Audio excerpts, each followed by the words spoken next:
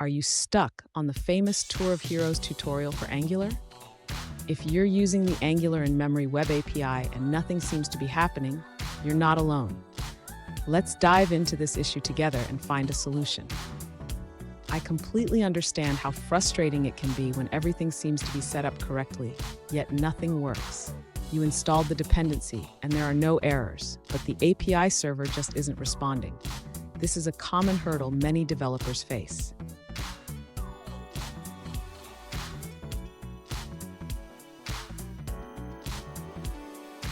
Here's the specific situation we're addressing. One user mentioned that after installing the Angular in-memory web API, they see no response from the API server. They even added console.debug statements to check if their functions are executing. Sound familiar? Let's explore this together. So what could be causing this lack of response? It could be a configuration issue, a missing import, or even a problem with how the API is set up. We'll break it down step by step to help you pinpoint the issue. And stick around. I have a crucial tip at the end that could save you a lot of time and frustration in your Angular projects. To begin troubleshooting the issue with the Angular in-memory web API, the user should first ensure that the in-memory data service is correctly set up in the app module. Next, the user should confirm that the API URL in the hero service matches the one defined in the in-memory data service.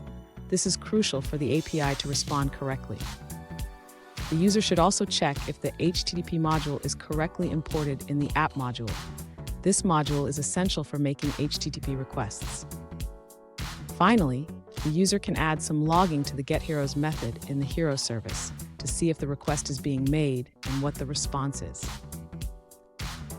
Fun fact, did you know that the Angular in-memory web API is a great tool for simulating back-end services? It allows you to test your Angular applications without needing a real server. Now let's look at the answers provided by other users. One user found that their issue with the Angular in-memory web API not responding was due to their IDE, IntelliJ. It mistakenly replaced the correct return statement in the getHeroes function.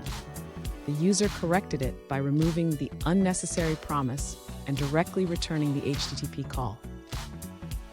That's it for that answer. Let's take a look at another one. One user faced a similar issue but found a different solution. They initially installed the Angular in-memory web API module, but it didn't return data from the in-memory DB service. After trying various solutions, they downgraded the module version from 0.5.0 to 0.3.0.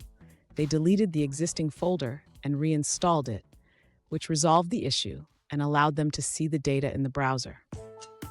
Now let's see a response from a different user. One user points out that the tutorial can be confusing due to a breaking change in the in-memory web API version 0.5.0. They explain that the API response is no longer wrapped, so you need to change response.json data to response.json.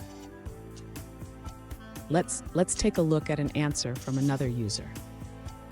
An alternative solution from another user suggests using version 0.5 of the Angular in-memory web API.